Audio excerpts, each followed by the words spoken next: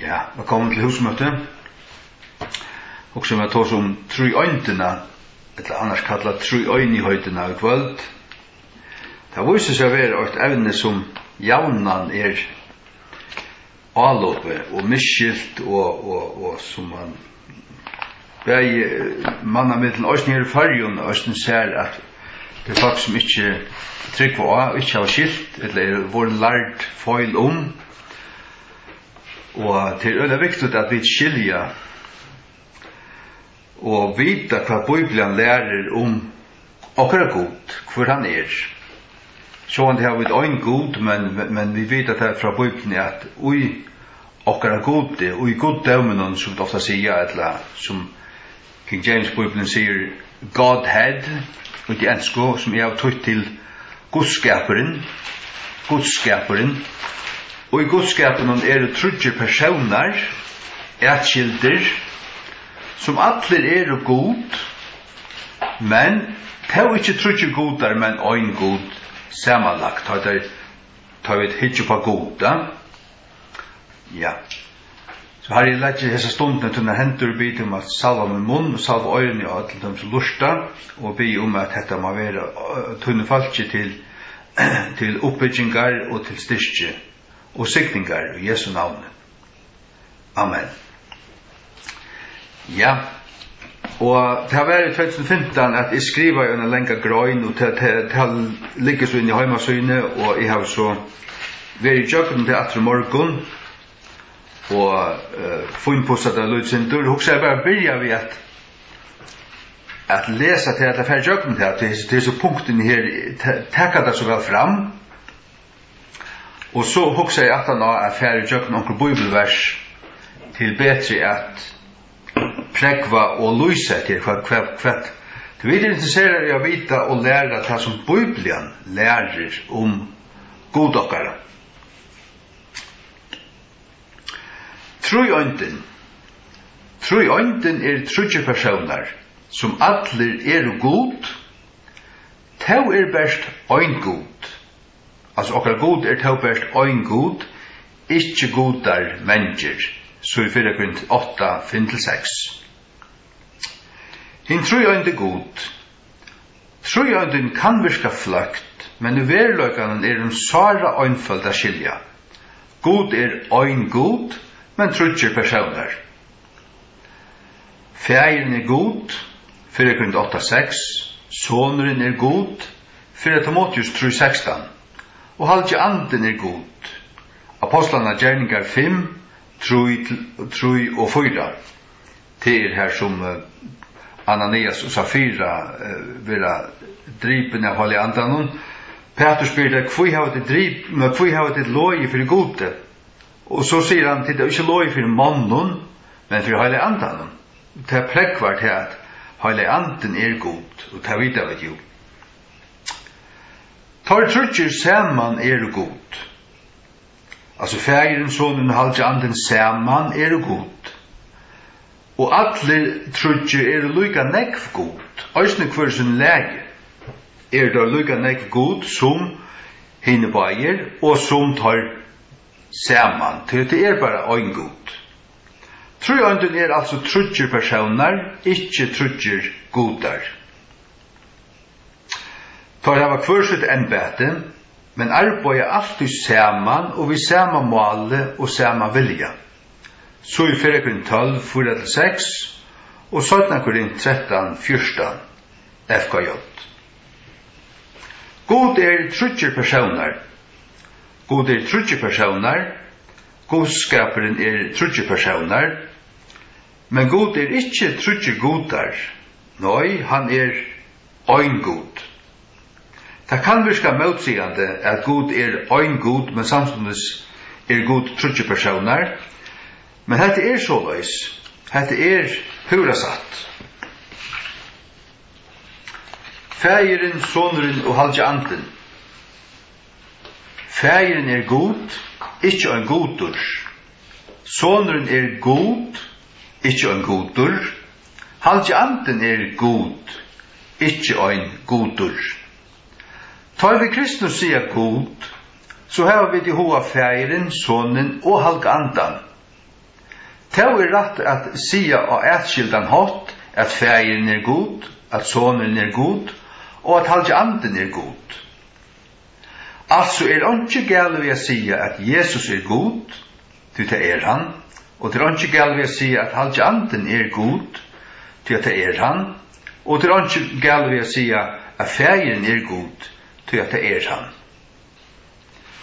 Trøyøynt mannsins avspeklar trøyøynt Guds. Vi mennesker som er skapt i Guds mynd er og øysen i en trøyøynt, ante, sal og likan. Så i Genesis 2:6 og fyrir þessa langebrev 5:23. Tun ande er tu, tun sal er tu, og tun likan er tu. Og hese trúi saman er og tu. Legg merke til, hese trúi saman er ikke trúi tu, men åt tu. Men tun ande er òsne bara tu, og tun sal er tu. Det er at det fløyrfaldas ikke til trúi, men det samanlagda er òsne bara åt. Det vil si at okkara trúiøynt, som vi er, endurspeglar Guds trúiøynt, er god er trúdje personer, men til øyn god. Tu er trúdje pastar, ikke trúi tu, eller trúdje personer, just som god er trúdje pastar, ikke trúdje godar. Tøyn trúiøynt og Guds trúiøynt. Eins og parstaner av en mann kunne skilja sundur i trúi, så i Hebreabrev 4:12, såleis òsne vi gode. For at det er trúdjer i djeva fragrøyng i himne, fægeren, åre og halvtje anten, og hese trúdjer er ått. 1. Johannes brev 5:6.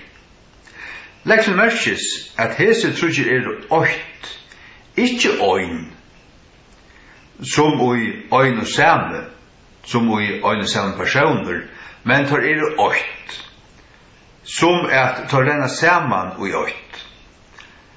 Den gamla danska sier, og disse tre er et, ikke en, men et. Tar er altså trúdjer, men ått. Tar er altså trúdjer personer, men øyn god. Tar denne saman i ått, just som tun ande, sal og likan, er samla i ått. Måneren mellom trúiøynt mannsins og trúiøynt Guds. Måneren mellom trúiøynt mannsins og trúiøynt Guds at av mæver er buttur og trúdjar parstar, medan god er buttur og trúdjar personer. Men det ser at tøyningarmikla at vi gjerra mån av at samstundes som god er øyn god, så er han trúdje personer. Som god kan han ikke skilja sundur, men som personer kunne ta skiljas sundur. Det vil si vi skiljer ikke god sundur, så har vi flere god der. Vi tar øyn god, men trúdjar personer. Som vi kanskje skilja dette omkantøy. Vi så god hjelpa til å åpna tøyn i eio, så i Filipperne 2:12-13. Fægeren hever en særstøv i trúiøyntene, just som mæveren er høver konesøynar. Halvtje anden hever sin egna vilja, så i Filipperne 12:11. Hevast egnan vilja, så arbeider han i samrøy vi fægeren og sonen. Fægeren gjever ordranar, og soneren er han som fremur fægerens ordrar, og halvtje anden er kraften. Og i tog at Gud skapar, hvis vi ikke var skapanna. Og han som rannsakar hjørstene, veit hva hoer andans tog han gonger i forbund fyrir tøymen høylavu, etter vilja Guds. Rom 8:22. Ja. Han gonger forbund fyrir tøymen høylavu etter vilja Guds. Det vil si til Guds vilje, det vil si fægerens vilje, og anden gonger forbund fyrir okkun samsvarande vilja fægerens. Så det vil si at halvtje anden arbeider samsvarende vi vilja fægersins. Og det samme galtande for sonen. Så Johannes 4:34, her som Jesus sier, brei mot a gjerra vilja fægersmuts. Så Jesus underordner seg òsne fægersins vilja. Som tar ikke merke til at Jesus minne enn fægeren, eller minne god enn fægeren. Nei, men innan trojøyndene et avvist rang. Fægeren ovast. Tu ser vi såløsner god fæger, og god sonur, og god halvtje anden. Men det tar ikke her vi sagt at halvtje anden minne god enn fægeren. Vi leser òsne at høver Krist god. Men jeg vil haft ikke vite at høver kvarsmanns Kristus, og høver kvinnenar mæveren, og høver Krist god, til å si god fægir. 4:11-3. Men han moneren som moneren mellom mannen og konu hansara. De jo bare grunnleggjande av samme slæge, men mæveren altså høtte. Han gjevur ordranar, just som god fægir, da han sier, vere ljøs, Genesis 8:3.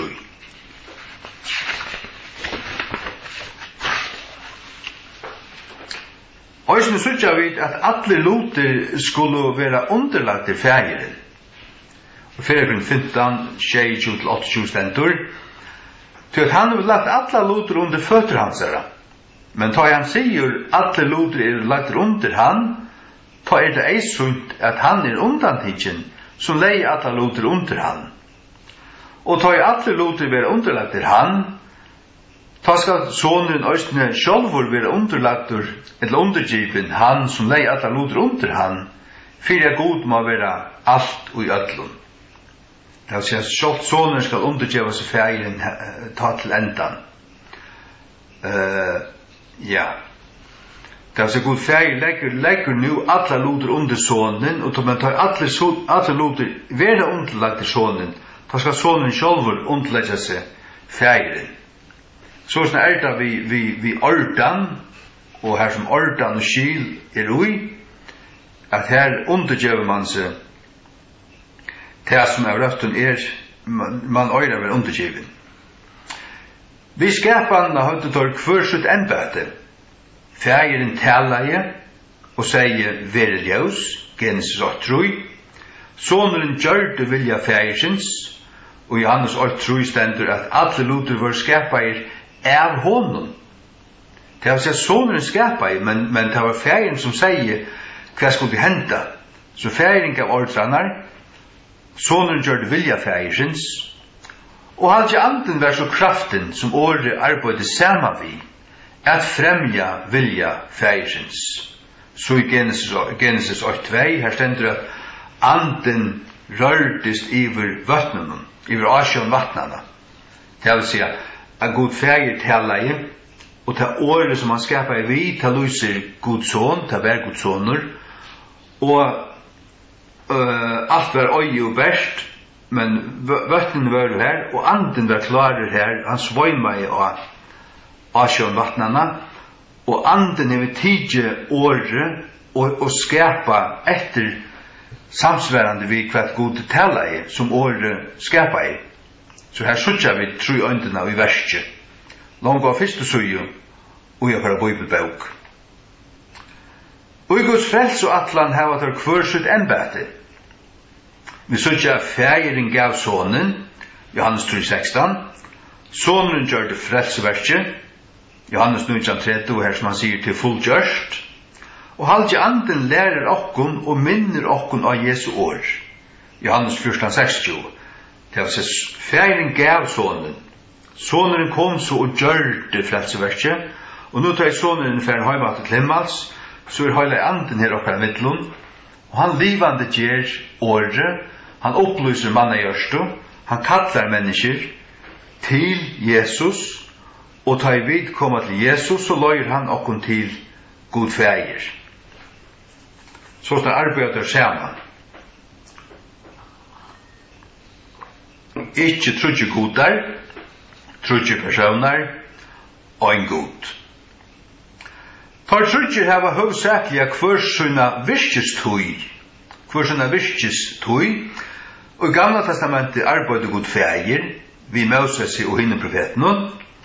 Og i Nya testamentet arbeidde god soneren, òsne vi apostelen. Han fører ut prætka i grøtti og så gjerne. Her arbeidde han.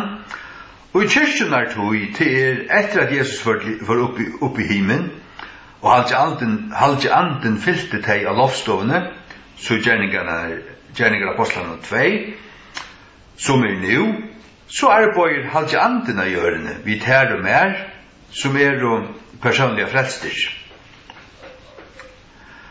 Alle trudger Herren. Alle trudger Herren. God fægeren Herren, så i Genesis 2:8. God soneren Herren, så i 4 Korint 12:5.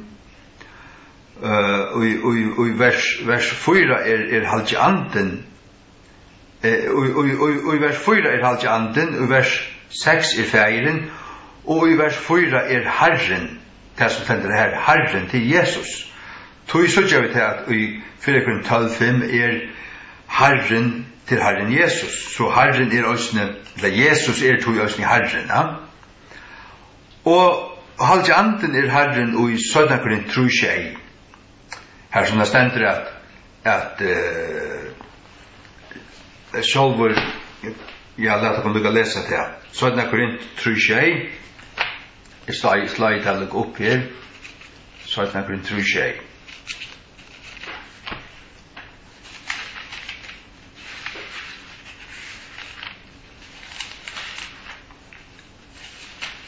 Søytna Korint 3:16. Men Herren tan anden. Tui anden òsni Herren. Herren tan anden, så anden òsni Herren. Skjønner så, og Hebreabrevet 12:15-16, da kan også lese det. Hebreabrevet 12:15-16. 12:15-16.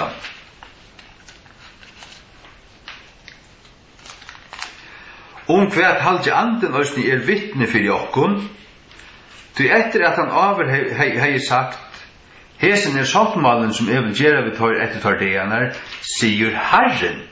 Sagt du?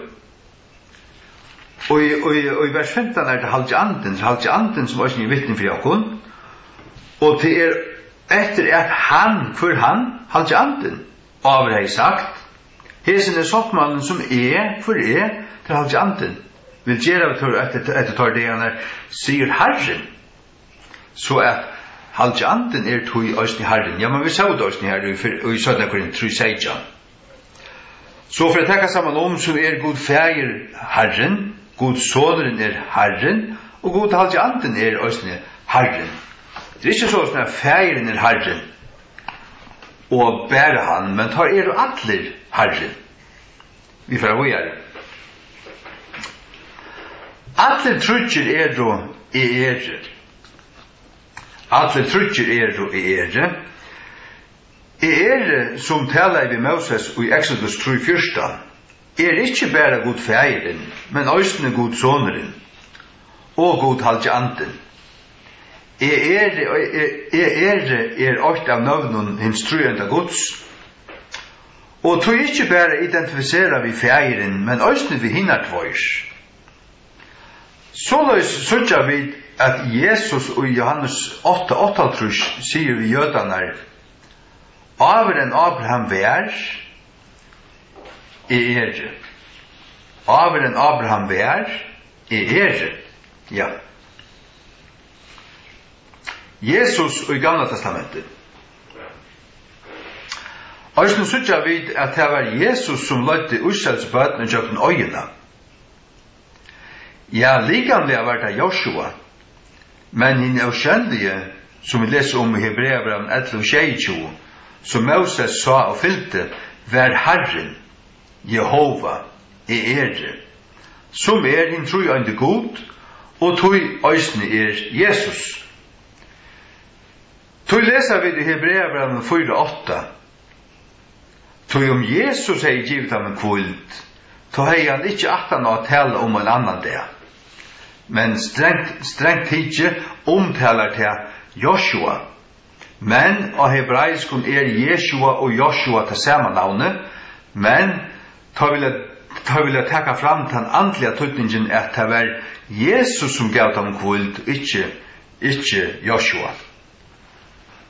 Hetta du og dagsens aufrelst og lærd du ikkje skilja. Öll grisk handrit sier Jesus, ikkje Joshua, men tar brøyda det atler til Josua, Suidal og Viktor. Sonur Guds, Jesus Kristus, var i eldsovnen til Daniel og vinen hansara. Så i Daniel 3:25, her King James Bibelen tar ratta sier at hin fjore lykka som sonur Guds, ikkje en goda sonur. Så det var vissulega Jesus som var vi Daniel og hans ravinen og i eldsovnen. Og høvdingen for herlige herrans kom til Joshua, og hetta var ikkje en angel til Joshua slappa tilbya han.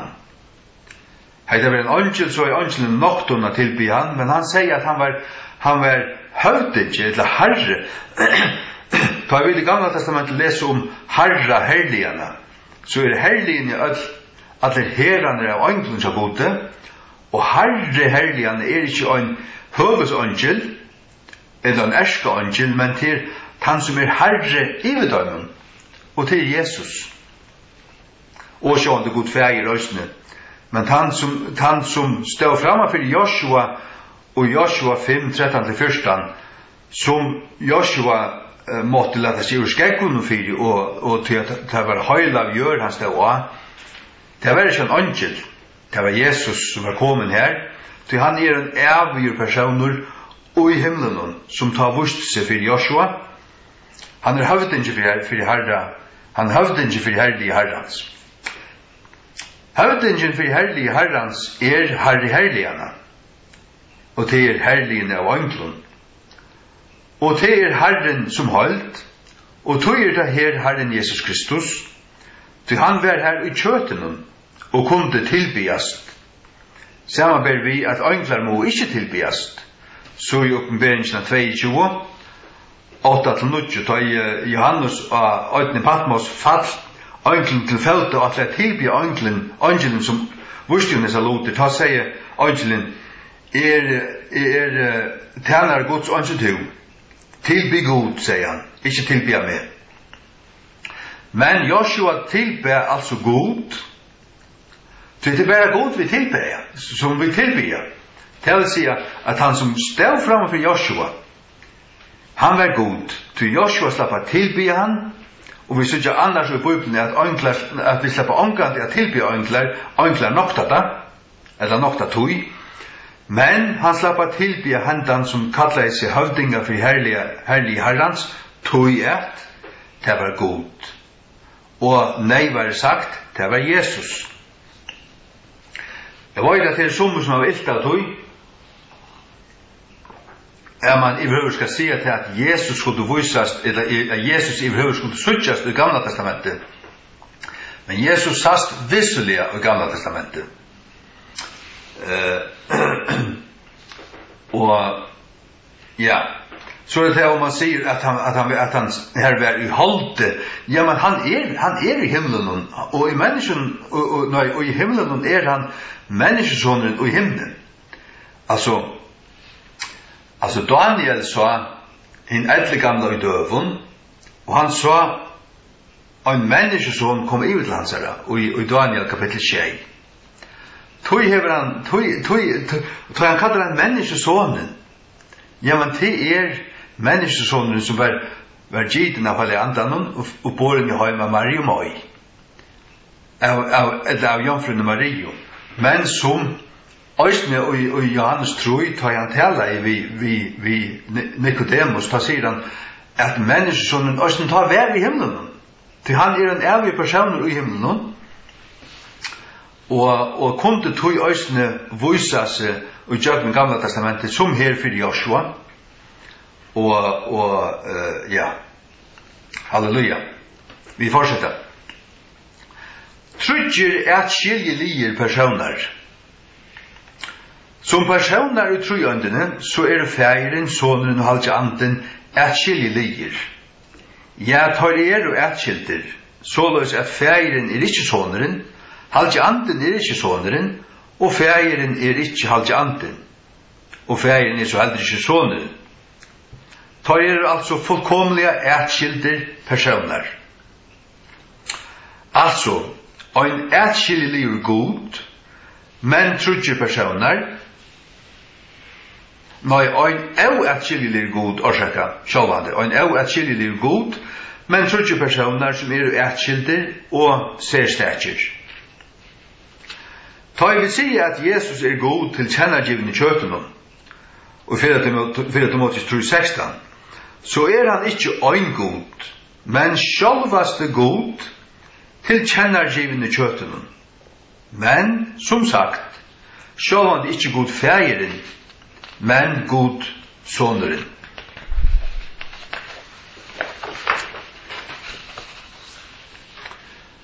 Ta vi møta feiren, så møta vi gode, herren gode. Ta vi møta sinen, så møta vi gode, herren gode. Og ta vi møta halga andan, så møter vi øysene gode, herren gode. Altså møter vi de som møter Jesus, de tilbøv han. De tilbøv ikke en god, men de tilbøv god. Og de i gamle testamentet de tilbøv feiren. Til dømes de så han her av fjallene og at luta og de tilbøv vi fauten av fjallene her som Guds stort kom ned av Sinai fjall, så tilbød de god feir, ja? Og ikke en god, men god. Såleis sånn vi til å skilja til at god ein, men trudger personer. Herren byrstist som trudger menn for Abraham. Og i Genesis kapittel 8 leser vi at Herren byrstist Abraham i Mamre slaktun. Hvordan byrstist Herren honom? Jo, som trudger menn. Men det var altså Herren som byrstist honom. Hver var det så hese trudger menn? Ja, det kan ikke være feiren og halvtje anden, og uttale himmelska skapet. Feiren hever altså skap. Så i Johannes 5:23, her sier Jesus, tid av aldri se skap hansara. Så det vil si at sjåtten tar at du ser skap hansara, så lyser til at feiren hever et eller annet skap. Det er ikke her vi sagt at han bjørste at det var et fysisk likam, men han hever en form. You have never seen his form, stender her, og Johannes 5:23. Men god soneren kunne være øyntørra, og Eva var han til. Hinner tvær har helst vært for øynklar, som kommer vi honom, men her åpenberer altså Herren at Herren trudger personer. Til her stender at Herren byrstist honom, men så hygger han opp, Abraham hygger opp, og han ser trudger menn. Det vil si Herren kommer, en av dem så Herren personlig, og til det må så være Jesus, og henne bare har så vært tvær øngler som kommet vi innom, men hette at Herren byrstist honom, og byrstist honom som trudger åpenberer til, og profetisk om til, som søttene for å bli åpenberer klarere, at Herren trudger, som det var sagt her i kveld, feiren, soneren og halvtje anden. Falslæran Jesus only. Falslæran Jesus only uppstendur. Ta man sier at tar trudge personene i trojøndene ein og samme personer. Såleis at man sier at feiren soneren, og halvtje anden feiren, og soneren halvtje anden, og så videre. Altså som personer. Her ligger tåra falslæra. Nei, tar trudger atskilder personer. Ta vi frelst og færa til himmens, færa vi da suttja god feir overstauran av sunnen hasete, God sonen sidande vi högre hånd hansara, og god halka andan færa vi da sutja, hvordan vi skal færa sutja han, ta vet ikke, jeg utletter bare det her. Og det gleder jeg meg til. Og hvordan døyper vi så? Jo, vi døyper i navnet Fægersins, Sonarins og halka andans, sjálvande. Så la oss si at de opprunalige bøyene jo svart på kvitt av egna munnen vår Herre og frelsare Jesu Krist, og i Matteus 28:18-19. Blubs under vatten, blub, blub, blub, og så oppater. Og så videre. Etiopiske hirmæveren før nyer inn i vattnet, og han kom så opp ut ur vattnet, så i gjerninger apostlene 8:6-9. Han fikk ikke 15 dråpar av sitt hødd som avfrelstur prest under skinnet av at han handlingen skulle kunne frelst han, oppfunnet av katolske skåkekirkene, for jeg slapp undan å bo evangeliet til sanna frelso. Kom nu til ratta trygg, og kom. Nu tog på. Halleluja. Og inn i heimasyn har vi så skriva av Lutsindra 3. Nu har vi lyst ta opp som vi prenta ut frutja dagen. Falslæran som evnokta trøyøndina kallast søvelige sebellianisma etla modalisma, og i det kallast henda falslæra oneness pentecostalism, non-trinitarianism etla Jesus only. Falslærarar som lærer hesa falslæru, og som vi må skudja åt nu Sebellius, til herfra andan læran kallast sebellianisma. Han levde i 3 alt. G.T. Haywood, William Branham, T.D. Jakes, Stephen Furtick, Brian Denlinger og Marvin Hicks. For Marvin Hicks det var ikke med til med over. At det bare nekre av dem. William Branham kanskje den største lever haft størst avvirkan under kjæret hui. Han begynte i 1912 og døye, jeg vet ikke når han døye. Han kanskje han som har haft største fylgjarafjöld under kjæret hui, som lærte hese falslærerne her. Og ja, til alvarsamt at vi hava rødt og lære om hver god og at vi doa og kjenne hva skriften sier.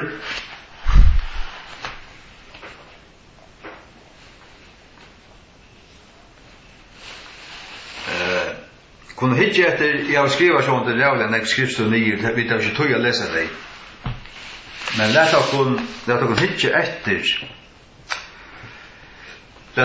etter, til dømes 1. Johannes 5:6, ja.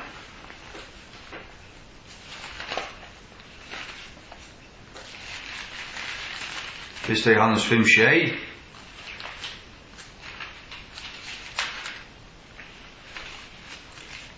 Som tan fotle lesehåtteren, og som gonger helt atter til første alt, men vi vittner at hui at tar sida ans og Johannes skriver, og tar sitera der 1. Johannes 5:6.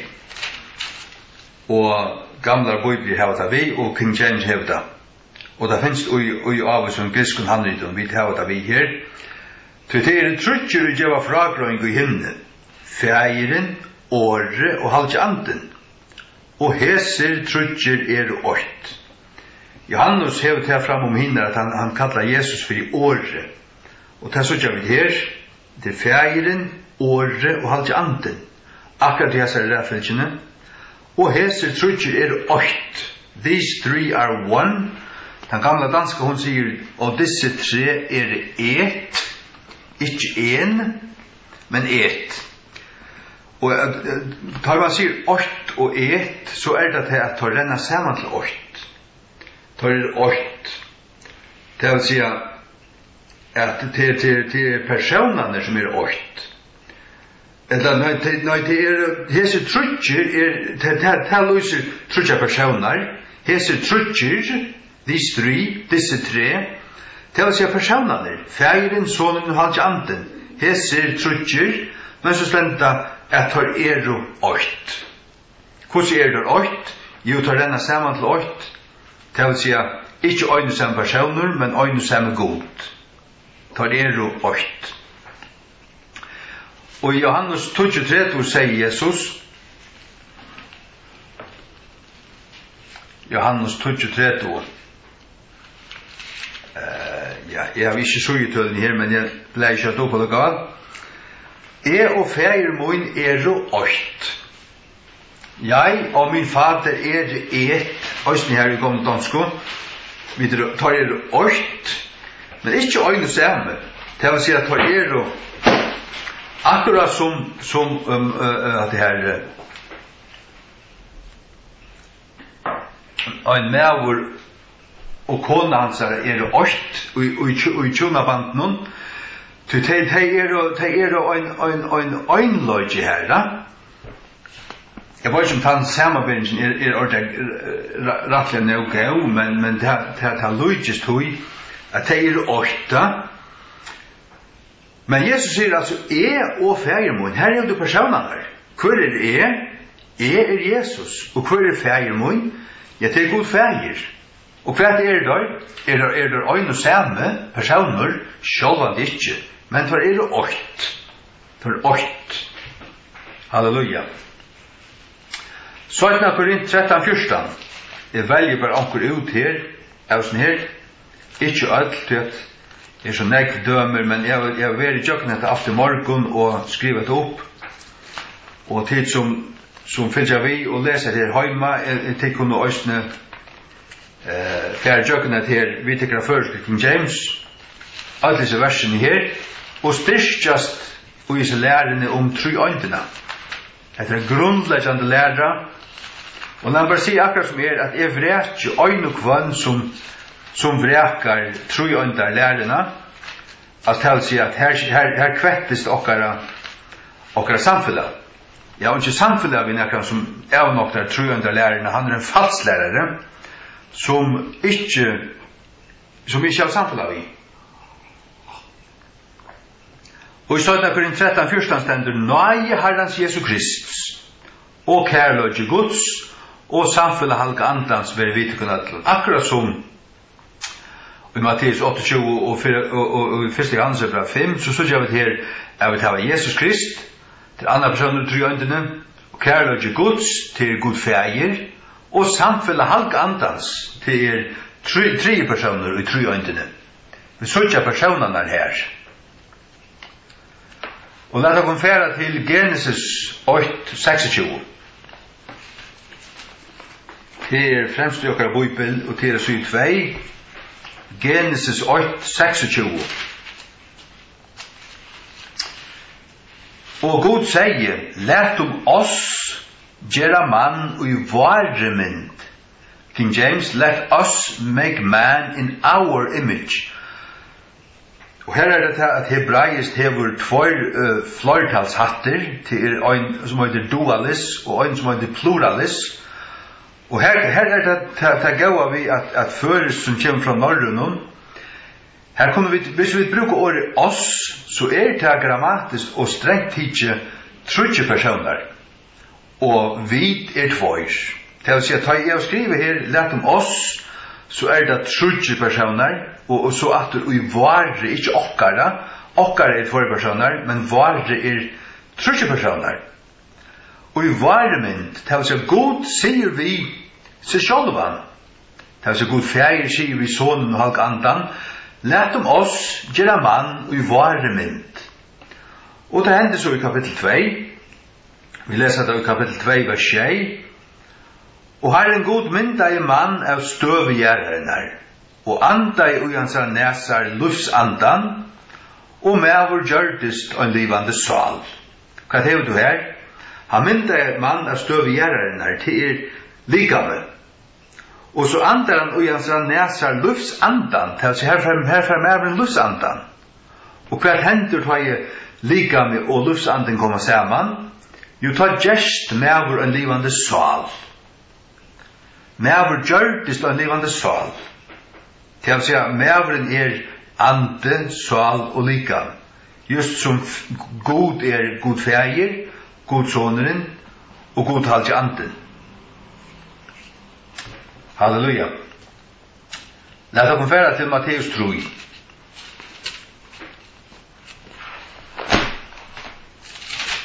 Matteus 3, 16-16, til Jesu daupur. Ta Johannes døyper han. Til så jo 3 i Nýja testamentet. Og Jesus, da han var døyper, før opp bøyna vegen ut ur vattnet, til seg han var nere i uivattnet, out of the water, tar stå ikke her opp til økla, når tar døpt ordentligt, lukka som kristen daupur til nior og under vatten. Du først nior og inn i vattnet tar du ved døtter. Tog at daupuren tekjen om henne gjerran, og til nekker dråpar på hatt det ikke. Før opp bøyna veien ut ur vattnet, og så i himnene var åpna i hånden, og han sa Guds anda stod nior ans og dykva og lente av hånden. Og så i en rødt av himne og sier, hette min elska i sonur, og i kvarjon vel toknaver. Vi så ikke her i vers 16, at han sier Guds anda stod nior ans og dykva og lente av hånden. Guds ande som han dykva til heilig anden, det 3 personer 3 andene, lente av hånden til, han lente av øre personer 3 andene, til Jesus, og så kommer han rødt av himne og sier, ja, men rødt taler ikke bare. Her er han som sier det her. Hvor taler av himne? Det er å si at rødden kommer ikke, det er ikke dykvan som taler, men det er en rødt som kommer av himne, det er god feir som taler av himne. Hette min elska i sonur, og kvarjen vel toknaver. Her har du halka andan, du har god feir i røddene, og så har vi god son, anna person 3 øndene, som tan elska i sonur. Hette min elska i sonur. Hva min? Hver person det? Jo, det god feir. Min elska i sonur, hva det? Jesus, anna person 3 øndene. Her har du 3 øndene her. Lukas 3:22.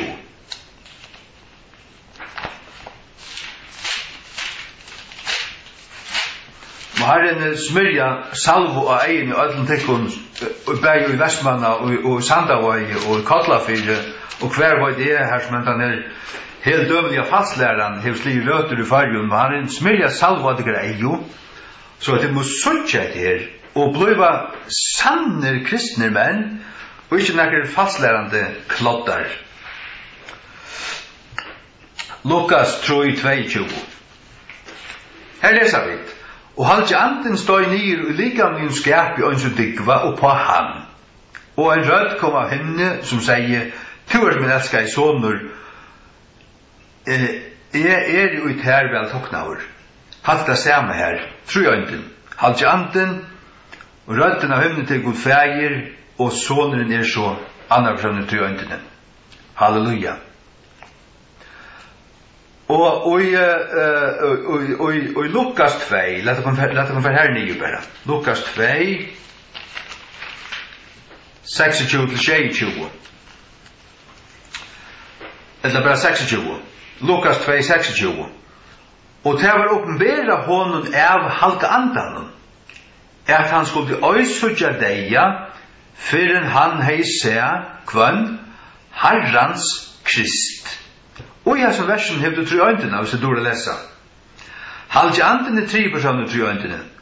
Herrans Krist Herren god, til god feir, og hans Krist hans Kristus andre personer 3 øyntene, Jesus Kristus. Så halvtje anden 3 personer 3 øyntene, Herren her god feir, første person 3 øyntene, og Kristus andre person 3 øyntene.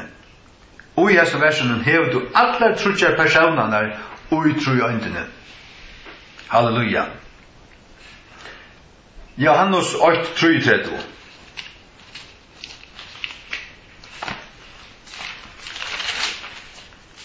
Johannes 8:33. Og jeg kjente han ikke, sier Johannes, men han, og sendte meg, hvor sendte Johannes? God feger. Jeg døypa ved vattnet, hinn samme sier ved meg, hvor hinn samme her? Til god feger. Og på han, og ut og sagt andans støya. Hvor han som andre støy nye? Til Jesus, andre personer trøyndene. Til sagt andans støya, hvor anden? Tredje personer trøyndene. Og vera verandi av honom, hinn samme han, og i døyper vi halk andan. Og hvor han i døyper vi halk andan? Jesus, han andre personer trøyndene. Vi halka andan, og hvor han? Tredje personer trøyndene. Så i som versen hever du trøyndene til verska, og hun sundegrøyna, du lesa, og hever du et hjärsta som livande, men det også til god ma næsta vittin. Og jeg vet ikke hva det som hender i fallet som herda seg. Altså, ta i kristendømmen oppsøkt alla tøyina. Kristna kyrkjan oppsøkt alla tøyina hever seg og vite etter og lært etter. Men så det sommer som herdast og fer av kaus. Jeg vet ikke hva hender vitt av dem. Jeg vet ikke hva hender vitt av dem. Vi takkar Rom 8:4 òsne. Rom 8:4.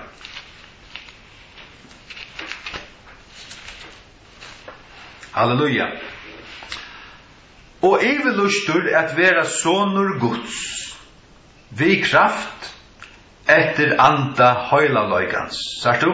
Sonur til Jesus. Anna personer trøyndene. Sonur Guds, hver så god her? Jeg til god feger. Til at her du en son, så er du en feger. Så at her du hever sonen, og her hever du fegeren. Og på en tatt nå, hever du anda høylaløygans. Hver til her? Det har det anden. Så ui som versen hever du trøyndene. Lukas 4:18. Til som lærer Jesus only, til som oneness Pentecostals, til som avnokta trøyndene, til skulle be spende så det kunne bliva til okkara sonn og syskjen i Herren. Lukas 4:18. Ande Herrans iver mer. Jeg pyrsa lesa var. Ande Herrans iver mer. Jesus sier det her. Hvor mer? Ja, men det jo Jesus som sier det. Og hvor så anden? Det hele anden. Ande Herrans iver mer. Hvordan hongar det sammen? Jo, Herrans så fægjens. Ande Herrans iver mer. Ty han hever salva med. Hvor salva Jesus? God salva Jesus. God fægjer salva Jesus. Så her du trøyndene og jeg snær. Altså, helt jeg vil til dømes oppa gjerningar apostlarna 20. Gjerningar apostlarna 20. 38, så stender her, hvordan god salva Jesus ur Nazaret vi halka andan. Her du østen trøyndene. At det 775. I slaget opp til her stender det god salva i Jesus. Ja, men det god feger som salva i Jesus. Vi halka andan. Det altså god feger salva i Jesus, god son, vi halka andan, som 3 personer trøyndene. Østen her hever du trøyndene. God feger salva i Jesus, vi halka andan. Halleluja. Ja. Lad oss hitje på Johannes 14:23. Johannes 14:23. Og i kapittel 14, 15 og 16 tåsar Jesus trøstaran halka andan. Alt disse kapitlene sniklar seg til jeg hette Jesu farvelstala til sine lærersvenner og apostlar.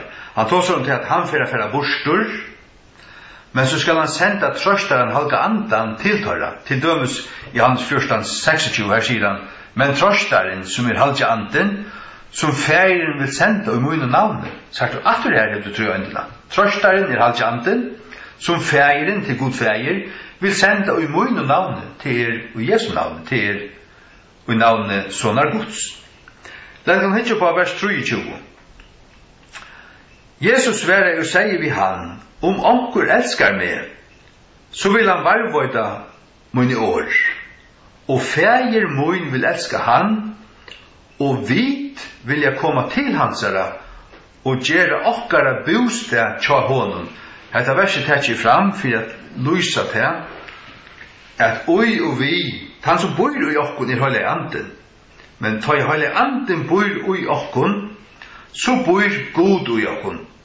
Og bor god i okkon, så jo fægeren og sonen òsne kommer til okkara, til at oi og vi, at halvt andre bor i okkon, og god bor i okkon, så byggva fægeren og sonen òsne i okkon, til at det stendur, og fægeren mun vil elska han, og vi vil jeg komme til hansara, og gjøre okkara bostad tja honom. Ja, men det jo oi og vi, at halvt anden bor i okkon, men bor halvt anden i okkon, så byggva òsne fægeren og soneren i okkon. Halleluja. Ja. Fyrra Thessalonikerbrev brev 8:3. Fyrra Thessalonikerbrev brev 8:3.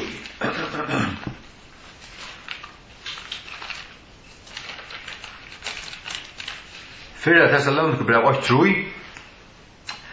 Men vi minnast utan uihald tykkara trygg, og tykkara versk av trygg, og arbeid av kærløyga, og tål og i vevn av varan Herre Jesus Krist, og i aksjon Guds, og fægersvars.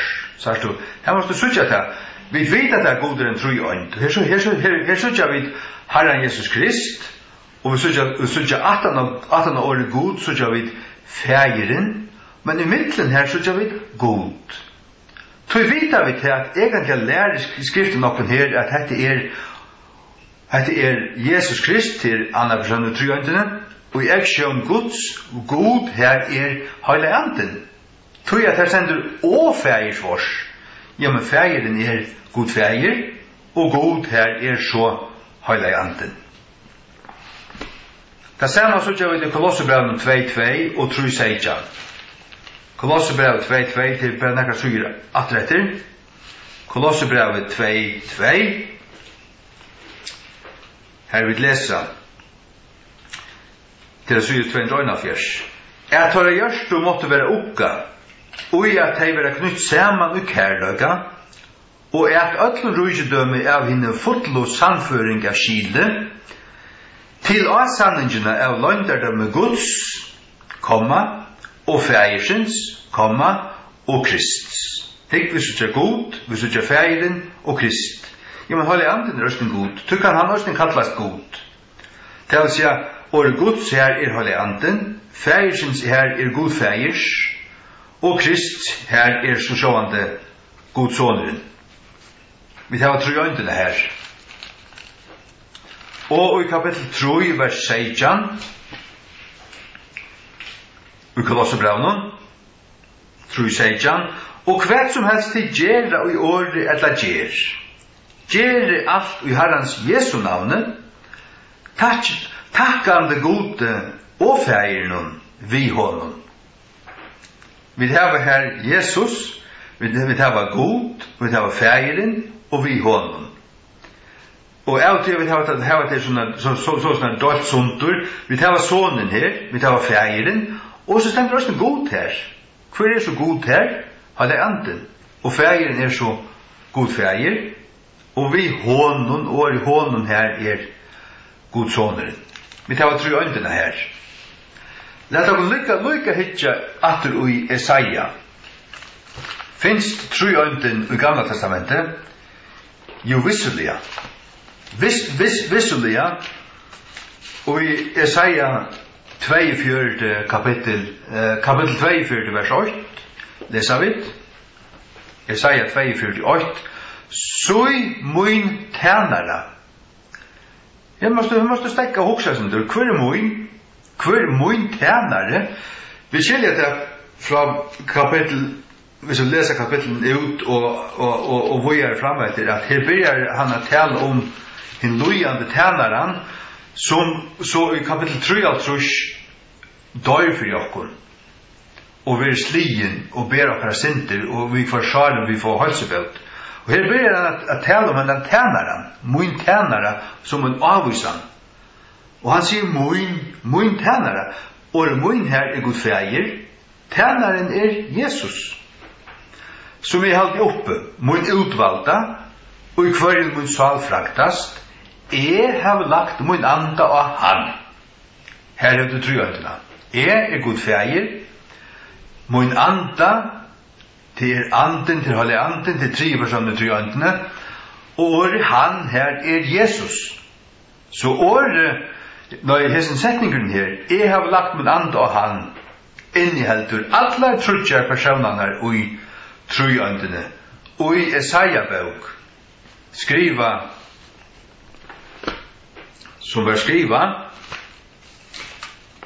jag har skriva med en notat här. Esaja-bok var skriva Esaja levde från mellan 640 till 640 före Krist. Och tema i Esaja-bok är Messia, skrasliga frälsan.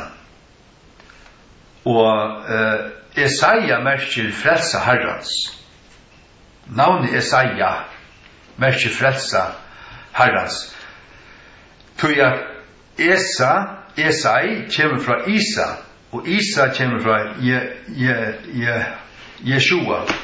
Och IAH är så god. Till sig Esaja eller Isaia märker alltså Angel säger att han skulle kalla han Jesus tog att han skulle frälsa föds ut från syndotarna. Jesus märker tog Jehova frälser. Esaja märker frälsa Herrans. Tog tema i utgören alla Esaias bok. Jesus som åker frälsare. Låt oss nu föra till Esaja 84:16. Esaja 84:16. Vi läser ändan av versen. Här ständer, och Herren god och hans ande hever nu sänt med.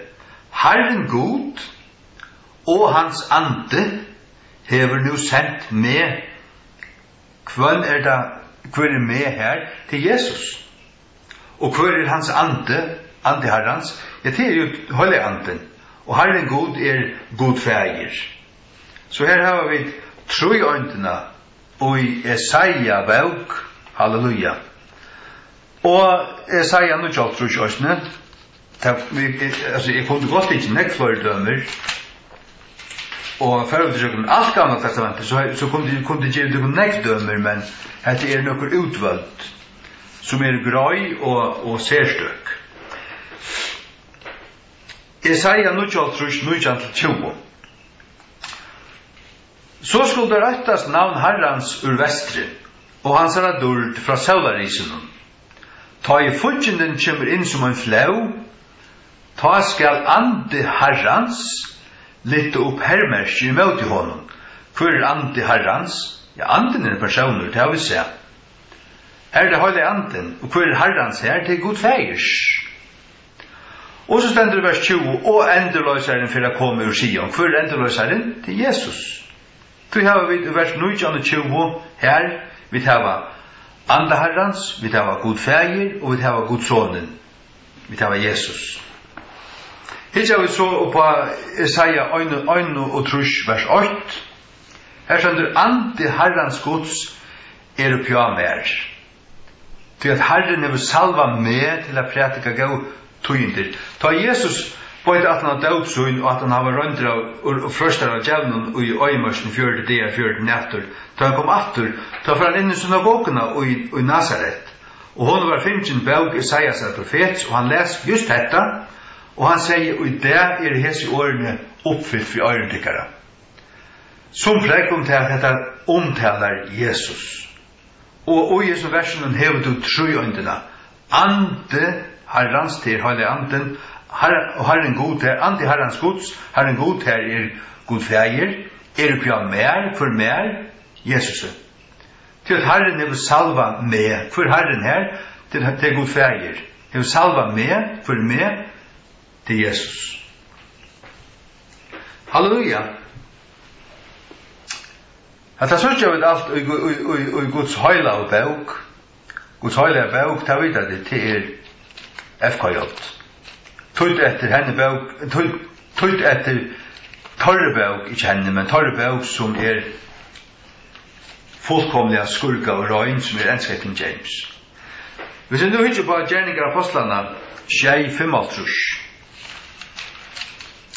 Gjerninger apostlene, Tjei 55.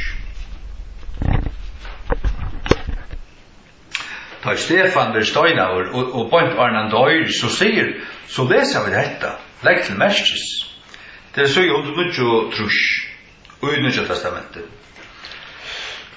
Men han var fotler av halka andan.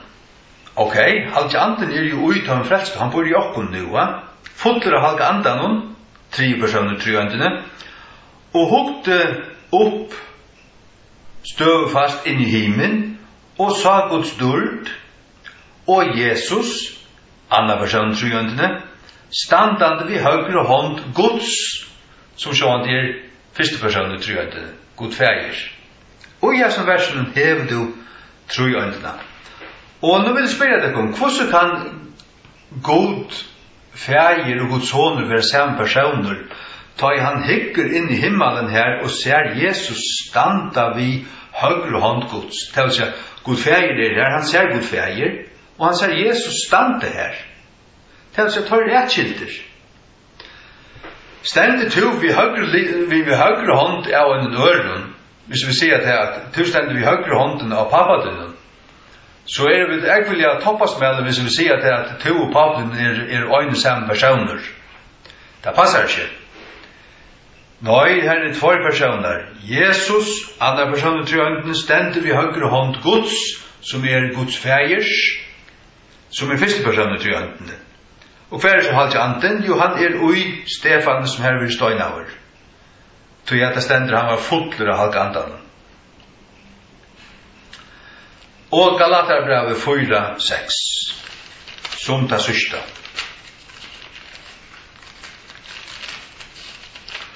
Galaterbrevet 4:6.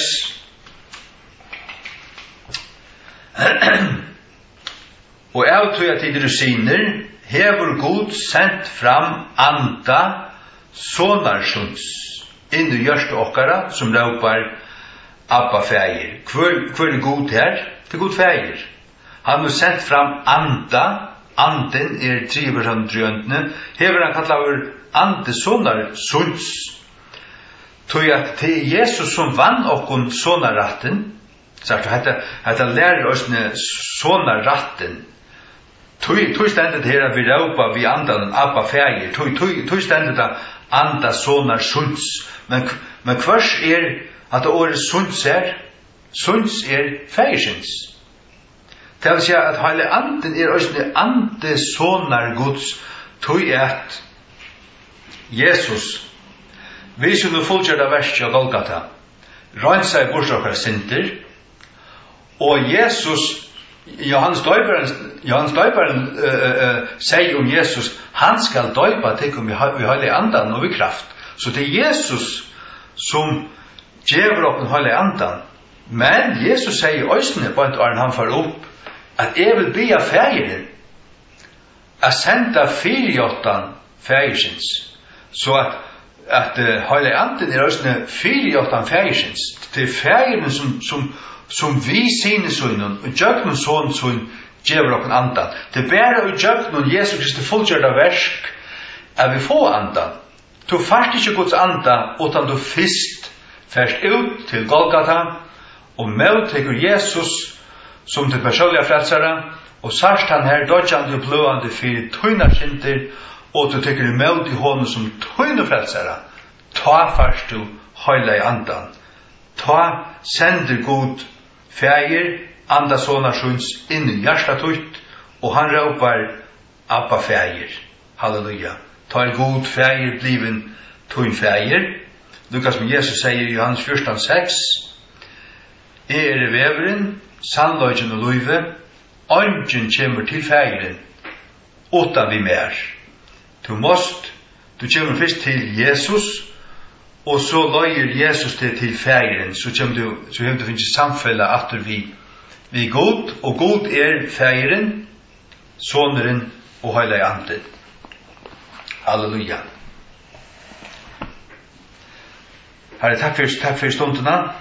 Takk for det som vi kveld kunne takka fram og søtja hva du er lærer, Herre. Jeg ber deg om at styrkja til folk og styrkja begge baptistaner og pinsaner og lutheraner og alt.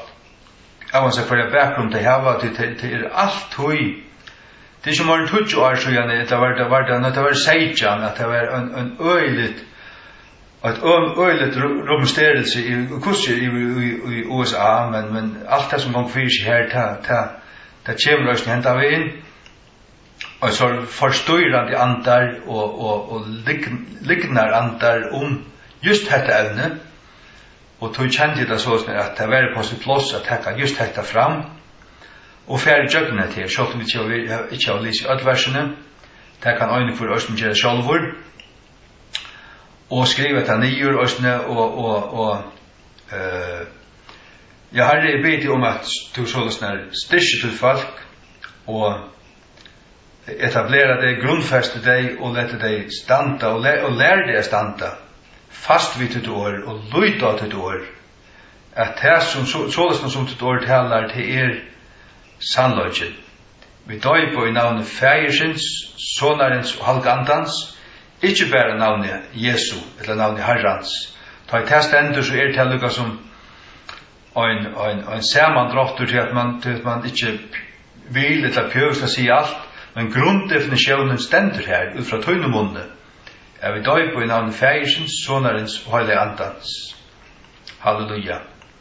Og jeg beder meg sikna til folk, signa og styrk, øynekvann som lusta, og varvøyd tøyt folk, Herre Jesus, som har vendt og fylgjat her holdt inntil tann det at du kommer atter, og bid om at det må være hygnar jomfrygvar som dagliga lesa til år, og søtja til bøn, Herre, bodja sinne knø, og bia til tøyn, og fylgjat her etter, holdt inntil du kommer, og vi vet at nu narskast, nu først var koma kjøtt Herre, og bid om å halda okkur oppe, styrkja okkur, og dagliga fylla okkur. Herre, takk at du minner meg av dagliga, at ta i bygge, at bygge om andans fylling, og bygge at du fylla meg, Herre Jesus, at jeg opplevde i jøkken dagen at du fyllir, og du fyllir av. Bid om at vi må må gjøre det, bygge om andans fylling, bygge om mer olje av lampene, og bygge om at du erst okkur nær, og at du erst vi er kun tjøkken dagen. Og Jesu navn. Amen.